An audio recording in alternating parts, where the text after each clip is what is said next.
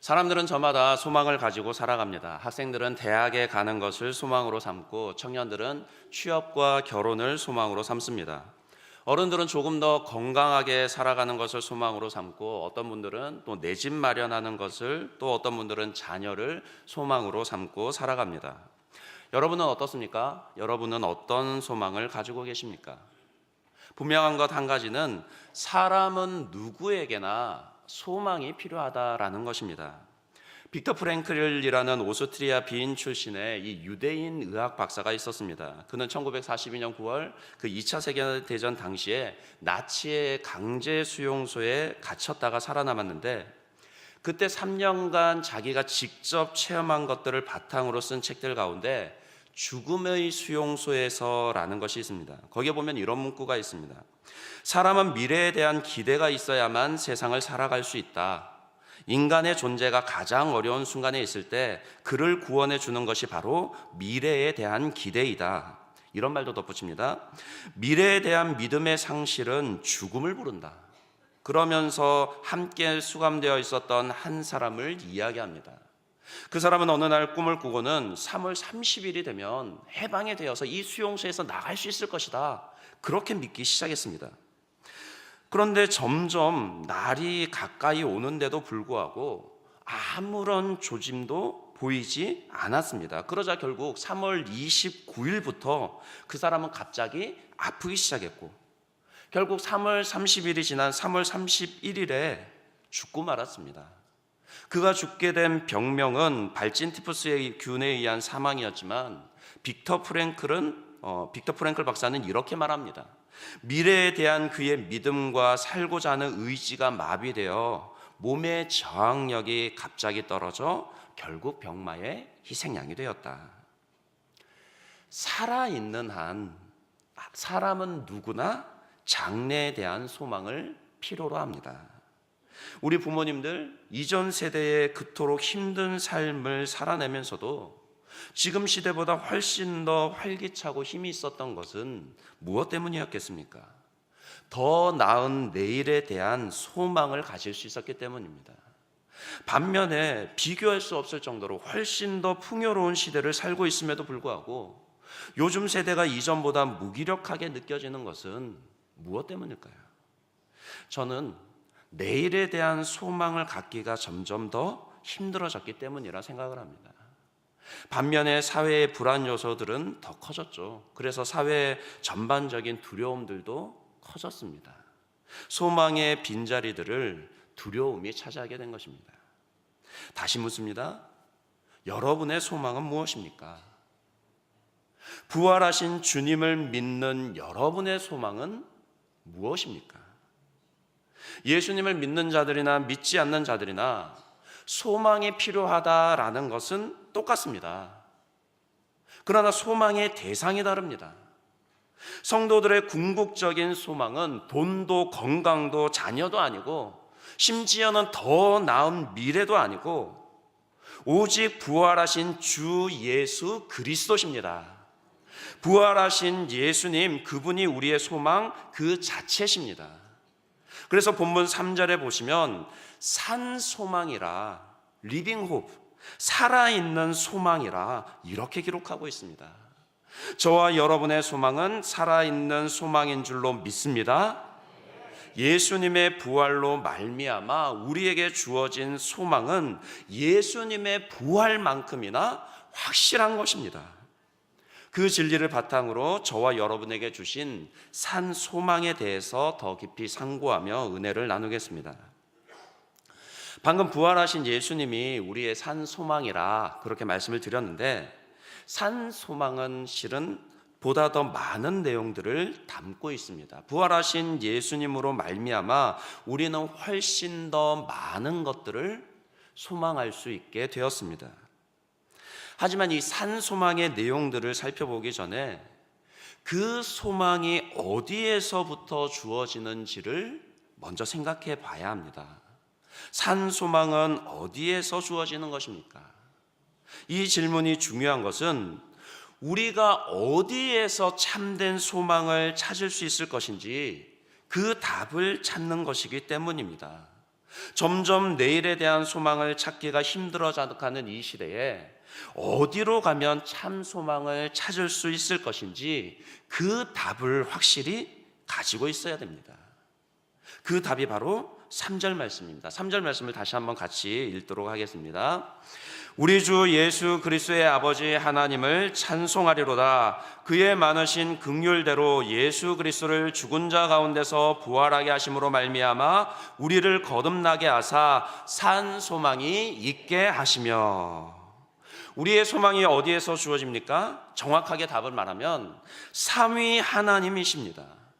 저와 여러분에게 산 소망이 주어진 것은 성부, 성자, 성령 삼위 하나님께서 함께 일하신 결과입니다. 3절을 다시 보십시오.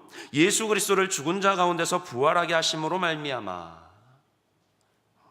소망이 어떻게 주어졌습니까? 성자 예수님의 부활 때문입니다.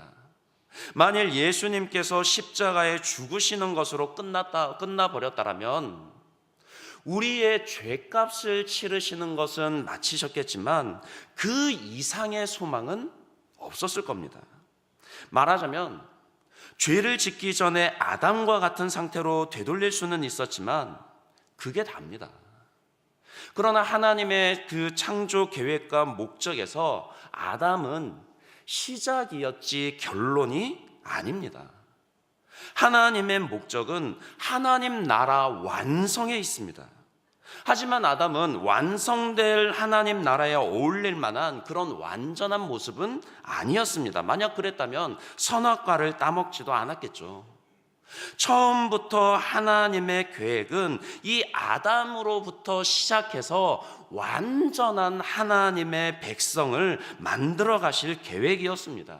유혹이 있어도 흔들리지 않고 언제라도 기쁨으로 순종할 수 있는 그런 자유의지를 가진 완전한 하나님의 백성으로 성장시켜 가실 계획이었습니다. 그 계획이 아담의 범죄로 말미암아 처음부터 깨졌죠. 하지만 예수님의 부활은 우리에게 새로운 소망을 가져다 주셨습니다. 예수님을 믿는 우리가 하나님 나라 백성으로 완성될 것이라는 소망, 부활하신 예수님과 같은 완전한 하나님의 백성의 모습으로 영원한 하나님 나라를 유업으로 받게 될 것이라는 그런 소망을 주셨습니다.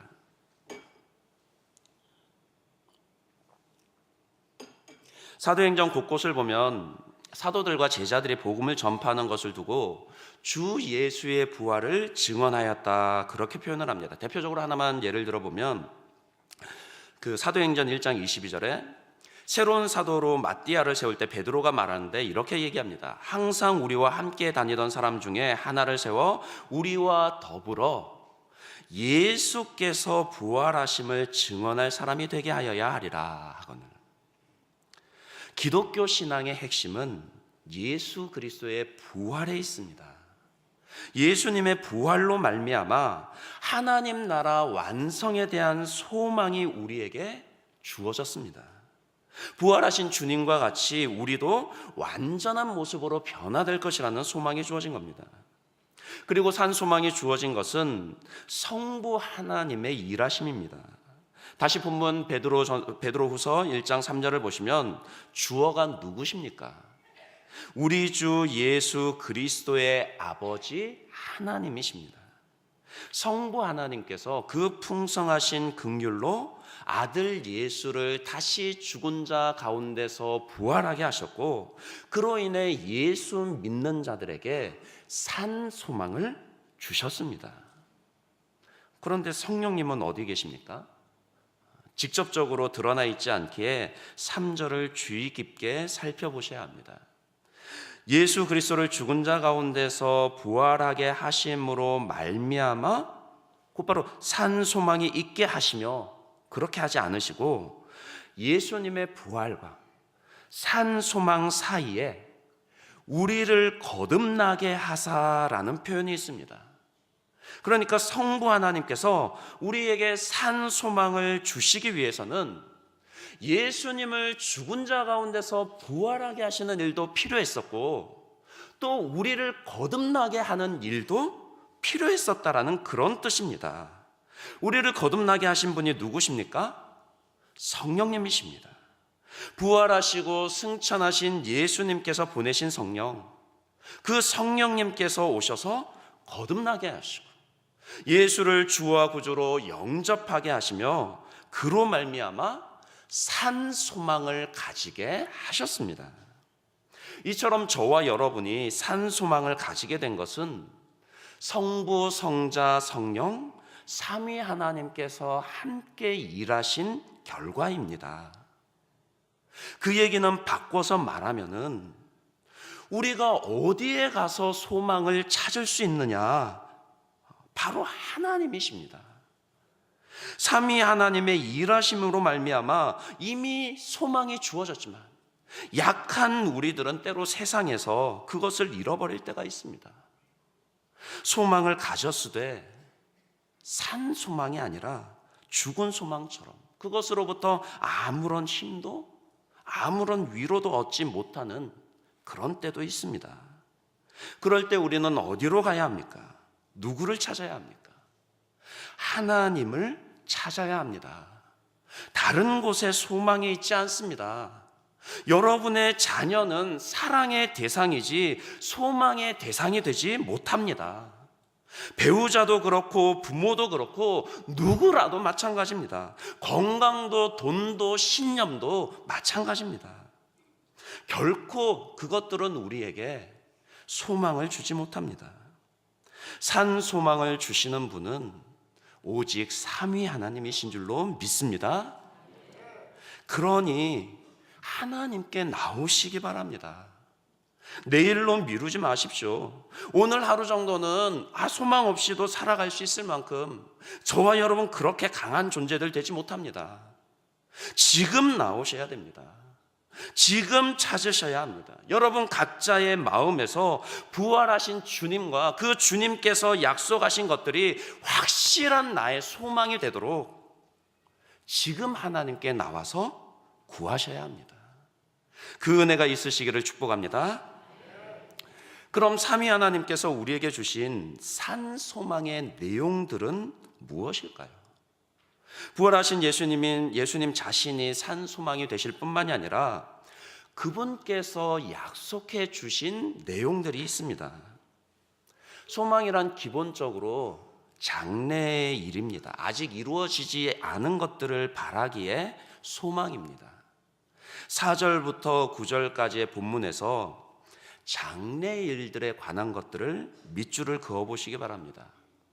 그것들이 산 소망의 내용들입니다. 4절에 보시면 썩지 않고 더럽지 않고 쇠하지 아니하는 유업이 있다 그랬는데 그것은 하늘에 간직하신 것이라고 합니다. 5절에 말세에 나타나기로 예비하신 구원이 그것이 있습니다. 그리고 또 7절에 예수 그리스도께서 나타나실 때에 칭찬과 영광과 존귀를 얻게 할 것이니라. 마지막으로 9절에 믿음의 결국 곧 영혼의 구원을 받음이라. 하늘에 간직하신 썩지 않고 더럽지 않고 쇠하지 아니하는 유업과 말세에 나타내기로 예비하신 구원, 즉 영혼의 구원, 그리고 부활하신 예수님께서 재림하실 때 얻게 될 칭찬과 영광과 존귀가 바로 우리에게 주어진 산 소망의 내용들입니다. 이 세 가지를 간단하게 정리를 해보면 이렇습니다. 예수님의 부활로 말미암아 삼위 하나님께서 우리에게 주신 산 소망이 무엇인가? 첫째, 하나님의 나라. 둘째, 구원의 완성. 셋째, 하나님 나라에서 받게 될 상급입니다. 혹시 조금 실망하시지 않으셨습니까? 아니, 조금 더 넓은 평수의 집은 어디 있나요? 자녀가 대학을 잘 가고 시집장가 잘 가는 것은요? 건강하고 편안한 노후는 어디에 있나요? 이렇게 물으실지 모르겠습니다. 그러나 성경이 가르치는 것이 바로 그것입니다. 골로새서 3장 1절 2절을 보시면 이렇게 말씀합니다. 이 구절들도 같이 한번 읽어보겠습니다.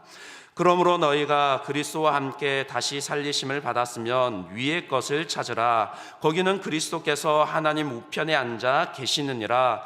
위의 것을 생각하고 땅의 것을 생각하지 말라. 아멘.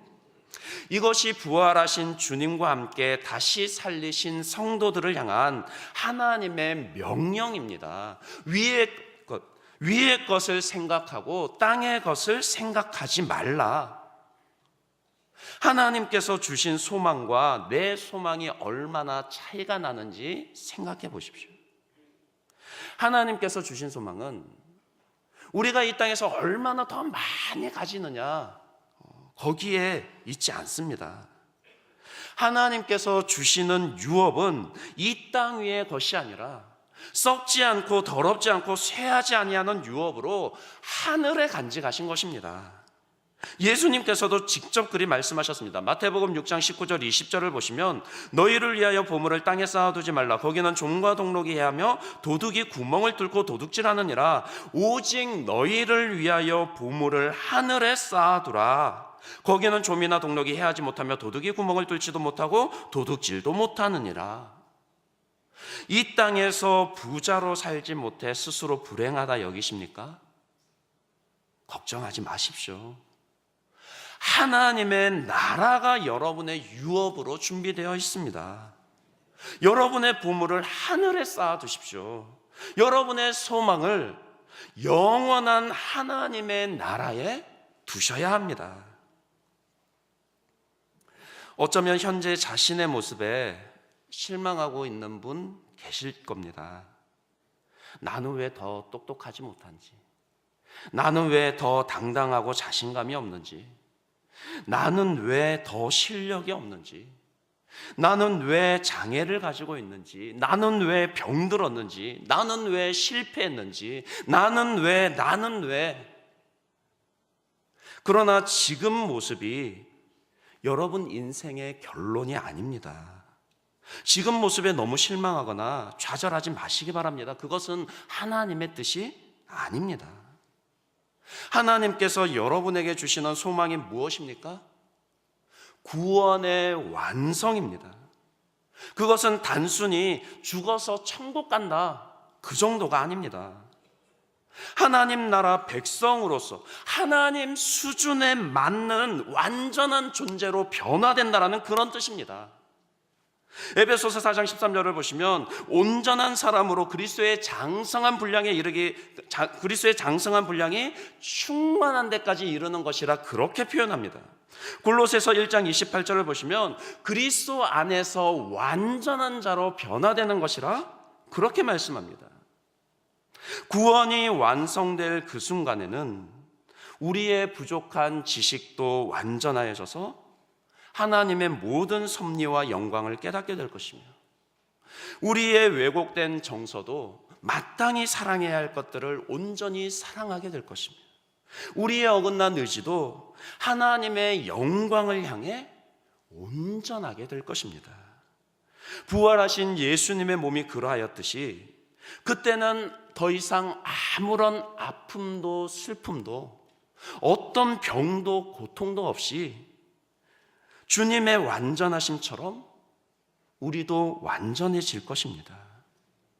그것이 하나님께서 약속하신 저와 여러분의 최종 결론입니다. 무엇보다 그날에는 그분의 나라에서 하나님의 칭찬과 영광과 존귀를 얻게 될 것입니다. 하나님께서 주실 상급이 있습니다.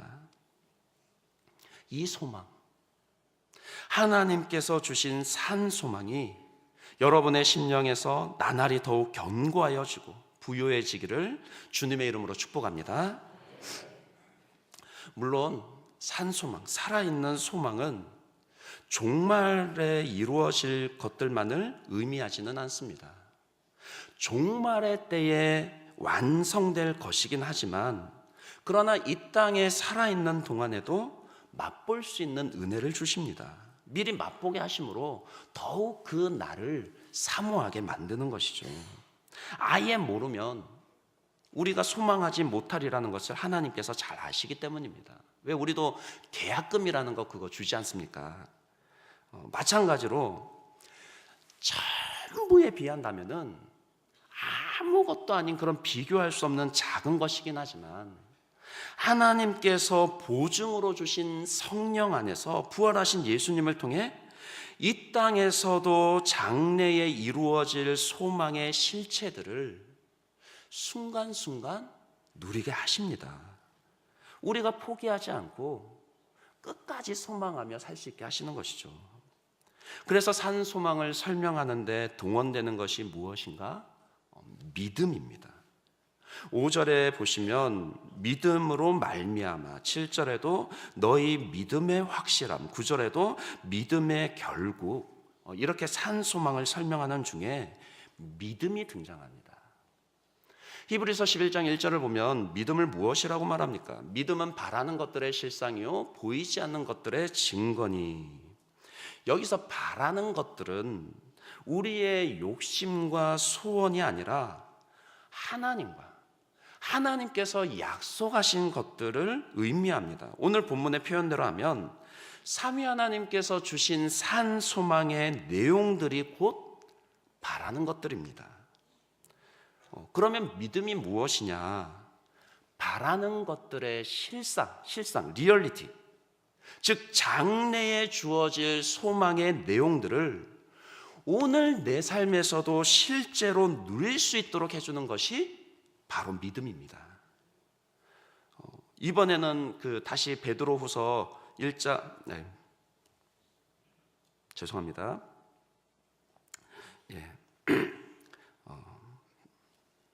죄송합니다. 본문을 제가 베드로전서죠. 자꾸 베드로전서 1장 3절에서 9절 본문에서 현재 일들의 밑줄을 그어 보겠습니다. 다른 색으로 하셔도 좋고 물결 무늬로 하셔도 좋습니다. 일단 3절에 보시면 산 소망이 있게 하시며, 5절에 보시면 믿음으로 말미암아 하나님의 능력으로 보호하심을 받았느니라. 그리고 6절에 보시면 이제 여러 가지 시험으로 말미암아 잠깐 근심하게 되지 않을 수 없으나 오히려 크게 기뻐하는도다. 7절에 믿음의 확실함, 8절에 너희가 보지 못하였으나 사랑하는도다. 현재의 상태를 그렇게 말씀합니다. 우선 믿음의 확실함이라 그렇게 얘기를 했는데, 이는 5절 말씀처럼 우리가 하나님의 능력으로 보호하심을 받았기 때문입니다. 하나님은 거듭나게 하시며 믿음을 주셨을 뿐만이 아니라 반드시 우리에게 주신 산 소망을 실현시켜 주십니다. 그것은 하나님의 그 신실하심, 하나님의 성품의 문제이며 하나님의 자존심의 문제입니다. 약속을 해놓고 지키지 못하는 그런 하나님이 아니시라는 것입니다. 그러니 때로 여러분의 소망이 흔들리려 할 때 지나치게 두려워하실 필요가 없습니다. 살아계신 하나님께서 여러분들을 지키시고 보호하고 계십니다. 사도 바울조차도 고린도후서 1장 8절에 보시면 힘에 겹도록 심한 고난을 받아 살 소망이 끊어진 것 같은 때가 있었다라고 바울조차도 그렇게 고백합니다. 그러나 그의 고백은 그렇게 끝나버리지를 않습니다. 뒤이어서 우리로 자기를 의지하지 말고 오직 죽은 자를 다시 살리시는 하나님만 의지하게 하심이라. 하나님께서 지금 내가 극심한 고난 당하게 된 것, 하나님께서 방치하시거나 포기하신 것이 아니라 나를 더 높은 수준으로 성장시키기 위한 그 목적과 계획을 가지고 일하신 것이라 그렇게 얘기를 합니다. 예수 그리스도를 부활하게 하신 그 능력으로 지금도 하나님께서 여러분들을 지키시고 보호하고 계십니다. 하나님을 굳건히 신뢰하고 믿으면 고난 중에서도 나를 보호하시는 하나님의 능력과 장래에 이루어질 소망을 미리 맛보는 은혜를 주실 겁니다. 문제는 6절입니다. 오늘 보면 6절을 보시면 너희가 이제 여러 가지 시험으로 말미암아 잠깐 근심하게 되지 않을 수 없으나.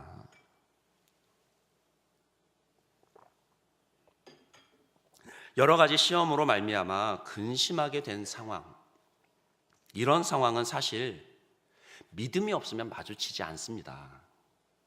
성도에게 근심할 수밖에 없는 상황이라는 것은 실은 순종과 관련이 있습니다. 믿음으로 선택하고 믿음으로 순종하려고 하니까, 그러니까 시험도 있는 겁니다. 내가 생각하는 게, 내가 소망하는 것은 따로 있는데 이것을 순종할 건가 말 건가, 이 상황에서 어떻게 순종할 수 있을 것인가.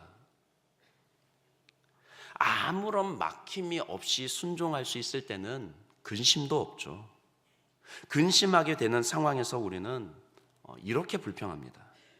아니, 하나님 뭐하고 계시길래 도대체 나를 이런 상황에 이르도록 내버려 두시는가. 하나님의 능력으로 나를 보호하신다고 해놓고 그러면 나를 아예 이런 상황 마주치지 않도록 그렇게 해주실 수는 없으셨나. 당연히 이런 생각 하실 수 있습니다. 여러분이 하나님의 자녀가 되었다라는 것은 그 정도는 하나님께 물을 수 있는 위치에 있으시다라는 겁니다. 물으십시오. 하나님께 물으십시오. 기도하면서 따지셔도 됩니다. 대신 하나님의 대답도 들으셔야 됩니다. 기도 중에 여러 번만 하나님께 따지듯이 확 쏟아내면서 물어놓고 휙 돌아서서 삐지시면 안 됩니다. 그러면 정말 시험에 드는 거죠. 하나님의 대답이 무엇입니까? 능력이 없어서 우리를 시험당하고 근심하게 하신 것입니까? 아니면 하나님의 능력으로 우리를 보호하시겠다, 이 말씀이 거짓입니까? 결코 그렇지 않죠. 하나님의 대답이 무엇입니까? 우리에게 소망으로 주신 것들을 이루어가는 과정이라는 겁니다. 믿음의 결국, 곧 우리 영혼의 구원을 완성하는 데는 그런 연단과 인내가 필요하기 때문입니다. 저와 여러분이 하나님 나라에 어울리는 완전한 하나님의 그 백성다운 백성으로 만드시는데 필요한 과정이라는 겁니다. 하나님께서 왜 아브라함에게 이삭을 바치라는 시험을 주셨겠습니까?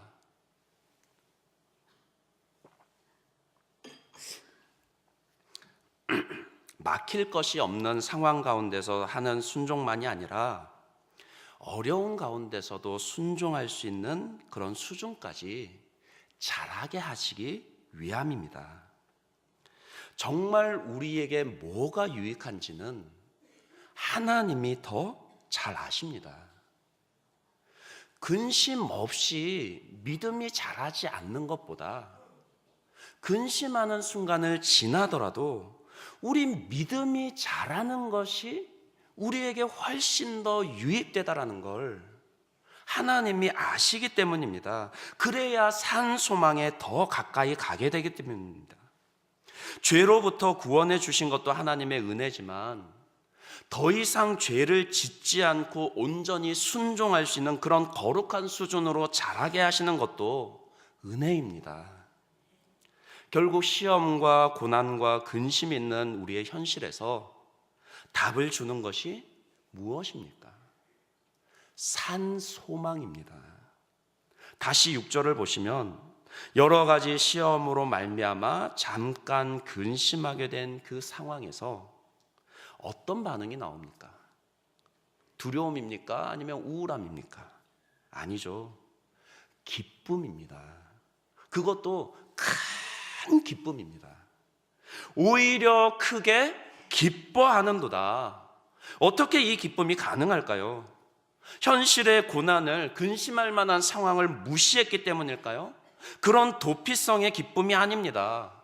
그럼 도대체 어떻게 그런 고난에도 불구하고 기뻐할 수 있습니까? 산 소망이 있기 때문입니다. 그 소망이 주는 기쁨이기 때문입니다. 순종에는 억지로 하는 순종이 있는가 하면 자발적인 순종이 있습니다. 억지로 하는 순종도 하나님께서 인정해 주시기는 합니다. 그러나 기뻐하시지는 않습니다. 거기에는 그다지 상이 없죠. 하나님은 우리가 자발적으로 고난 중에도 기쁨으로 순종하는 것을 기뻐하십니다. 산 소망이 바로 우리가 어떤 상황에서도 기쁨으로 순종할 수 있는 힘을 줍니다. 산 소망이 죄를 멀리하고 근심과 고난을 이겨낼 힘을 줍니다. 더 나아가서 산 소망은 하나님을 향한 그 찬양을 회복시켜 줍니다. 3절을 보시면 베드로는 오늘 산 소망을 그것을 설명하는데 담담한 어조로 그렇게 말하지 않습니다. 우리 주 예수 그리스도의 아버지 하나님을 찬송하리로다. 고난 중에 있던 사도 베드로는 환난과 박해로 흩어진 고난 중에 있는 성도들에게 찬송하며 말씀을 전하고 있습니다. 삼위 하나님께서 이미 우리에게 산 소망을 주셨고 또 지금도 주신 소망을 실현해 가고 계시기에 예수 그리스도의 부활만큼이나 확실한 산 소망의 성취를 바라보며 오늘도 근심과 고난 중에 있는 근심과 고난 중에서도 하나님을 찬양하고 있습니다. 말씀을 맺겠습니다. 망망한 밤바다 한가운데서 길을 잃었을 때 선원들은 어떻게 다시 길을 찾습니까? 하늘에 떠 있는 북극성을 기준으로 다시 나갈 길을 찾습니다. 마찬가지입니다. 이 땅 위의 것들에 소망을 둘 때 우리는 길을 잃어버릴 수밖에 없습니다. 이 땅 위의 것들만을 바라볼 때 소망을 다시 찾을 수도 없습니다. 위를 바라보셔야 합니다.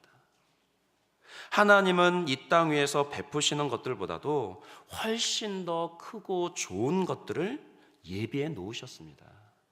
그렇기 때문에 기독교 신앙은 항상 종말론적일 수밖에 없고 이 땅의 것들보다는 하늘의 것을, 순간의 것들보다는 영원한 것들을 사모할 수밖에 없습니다. 그 사모함, 그 소망은 성부, 성자, 성령 삼위 하나님의 일하심으로 우리에게 주신 것입니다. 이미 주셨고 예수님의 부활만큼이나 확실한 것입니다. 그 소망이 오늘 우리의 현실에 답을 주며 위로를 주며 힘을 주기에 리빙 호프, 살아있는 소망, 즉 산 소망입니다. 하나님의 나라와 구원의 완성과 하나님께서 주실 상급이 있습니다. 이 소망을 기대하면 기대할수록 여러분은 죄를 이길 힘을 얻게 될 것입니다. 근심과 고난을 이겨낼 힘도 얻게 됩니다. 크게 기뻐하며 찬송할 수 있는 능력도 얻게 됩니다. 그 은혜가 저와 여러분에게 더욱 풍성해지고 견고해지기를 주님의 이름으로 축원합니다.